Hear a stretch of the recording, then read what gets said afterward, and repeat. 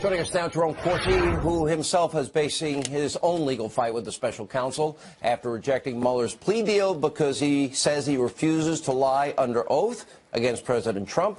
Dr. Corsi was criminally threatened and coerced to tell a lie, call it the truth, as he explained on this show.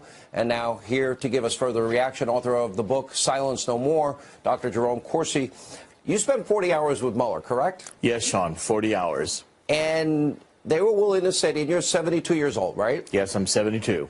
And in the course of answering questions, you didn't remember emails specifically from 2 years prior. Correct. And at times you amended some of your testimony? Almost continuously, because as I said, I'm not a human tape recorder. You can't punch a button, and I can't remember precisely conversations or emails. In this gotcha game that the Mueller prosecutors were determined to play, it became psychologically really disturbing, and by the end of 40 hours, I think my mind was complete mush. I can't tell you who was on the show Monday, so I don't know. I'm with you. But when you found out and when you went through your papers and your emails and stuff, you said, uh-oh, I got that wrong. Here's the truth. You amended it. First, your reaction to the pre-dawn raid of Roger Stone today. Well, I was shocked. I mean, I think this is Gestapo-like tactics. I mean, what's the point in having all of these armed police with riot gear bursting into a house at 7 a.m., wife and Roger in bed? I mean, this is not America.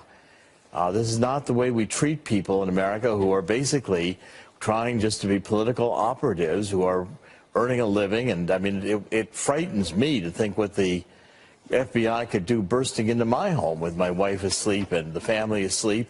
There's no need for it. And I think increasingly that we're seeing an out-of-control Mueller operation that is determined to terrorize people and criminalize politics. I think it's very frightening for the direction of America. Do you still fear, because when you refused to sign what you said was a lie, what was said to you and your attorneys, and are you afraid that they're now going to pre-dawn raid you in your house? Well, it could happen. I mean, the attorneys, my attorneys were told by the Mueller group, well, we'll take it from here, very angry, arrogant. And that's, of course, now been the end of November, and nothing has happened. I think when I read this indictment today, it's absolutely clear I'm not being accused of no wrongdoing. I've done nothing wrong, Sean.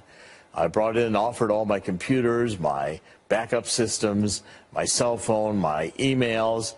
I went in to cooperate.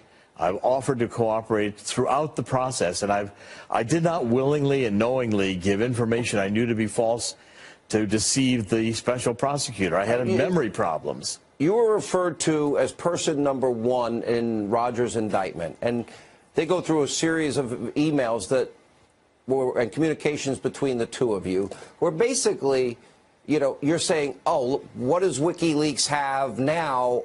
This is after Debbie Wasserman Schultz, the first Clinton email dump, which we never would have gotten probably if a lot of these things were better protected. That's a different issue for a different day. But it's mentioned you want to find out.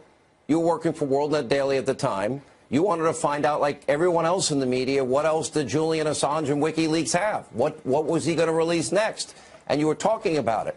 Now, I know that you wrote a dissertation at Harvard, did you not, on the Pentagon Papers? Yes, in fact, that's my PhD dissertation in 1972 in the Department of Political Science. It was on the Pentagon Papers case. I mean, I'm thinking that was now 47 years ago. I mean, it was amazing to me that that's what I focused on. But as a journalist, I had a right to talk with Assange, to speak with Assange, to publish what Assange had. It's just that I had no contact with Assange. The New York Times published it. Yes. Yeah, and by the way, you said to me, you've never talked to Julian Assange. Never. And I've never talked to... Neither is Roger Stone, if I remember correctly. As far as I know, I mean, Roger can speak for himself, but I know for myself that I have never spoken with Julian Assange directly or indirectly. So had no contact. So comparing the Pentagon Papers case, which you did a dissertation, ironically, on, and looking at this case, all you and Roger want to know is, what does he have? Neither one of you were part of a conspiracy to steal information from anybody, nor did you steal any information from anybody. The precedent's 6-3 Supreme Court decision in the Pentagon Papers case the U.S. against the New York Times clearly states that the Times had a right to publish information as long as they didn't steal it. And you were requesting information and trying to find information, like many others in the media, what was coming next, correct? You're exactly right, Sean. We had right to do this. It was every journalist and person involved in political operations and the campaigns. Julian Assange not only dropped 40,000 emails on Debbie Wasserman Schultz in July 22nd, 2016. Within a day or two, he said he had more emails to come. And, of course, the speculation was rampant. I wanted to know. Everybody wanted to know. And I passed on a couple of emails to Ted Malloch to say, go see Assange. Roger had written those emails. But there's no crime in any of this. This is just normal Why politics. are you confident? You seem confident the last time you were on the show that you were going to get a pre-dawn raid. You feel that it's less likely today. Why? Much less likely. I think I've pushed back. I've written this book, Silent No More.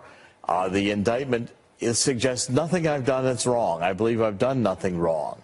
And you're prepared, though, if it does happen? Well, I mean, if it does happen, we'll deal with it. But my family's prepared. But it has made my life, my family's life, my wife, the entire family a nightmare. And days you can't sleep, up days, bad days. This is not America. I was done nothing wrong. I was a journalist. I went in to the best of my ability with faulty memory. I can be convicted of having a bad memory, but I can't be convicted of telling the special counsel or the FBI something I knew to be false to deceive them. It didn't happen. All right. We'll watch carefully. This is scary. You know, if Hillary Clinton can delete 33,000 subpoenaed emails, acid wash her hard drive, and bust up devices, nothing happens. All these other people, high-ranking people we know lied to Congress, nothing happens. Scary for this country. We have a lot to get to. Joining us now, the author of The Deep State, Fox News contributor Jason Chaffetz, the author of The Russian Hoax, Fox News legal analyst Greg Jarrett, author of The Case Against the Democratic House Impeaching Trump, Harvard law professor Alan Dershowitz. Congressman Chaffetz, I'll begin with you. If this is the case, all of these other people that we know lied to Congress, and in the case of Hillary, they were subpoenaed, she did delete them, she did acid wash the hard drive, and she did bust up devices. Where's her pre-dawn raid? Where's the pre-dawn raid of everybody else I mentioned? Remember, Brian Pagliano was the IT specialist for Hillary Clinton. Twice I issued a duly issued subpoena. He refused to show up at Congress. Not only was there not a pre-dawn raid, they never arrested him, they never prosecuted, they never did anything about him. Instead, what you had was this FBI and the Department of Justice handing out immunity agreements so that they got the easiest treatment possible. At the same time, as you point out, there were emails and documents, classified information, so highly classified, even I, as the chairman of the Oversight Committee, could not see this information.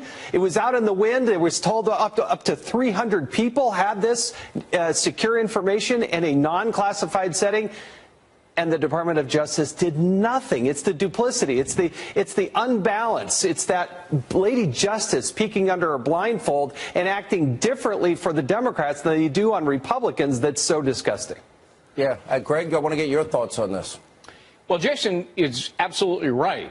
And in fact, Uma Abedin and Cheryl Mills, two of Hillary Clinton's top aides, clearly made false and misleading statements to the FBI.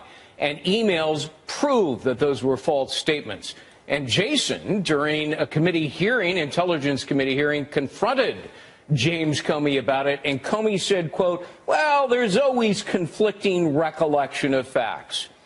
This from the same guy who used no facts, no evidence, no probable cause to launch a dilating and improper and illegitimate investigation of Donald Trump. And now his longtime friend and ally, Robert Mueller, is pretty much doing the same. These are process crimes, but the indictment of Roger Stone only shows today that Mueller has failed to meet his mandate.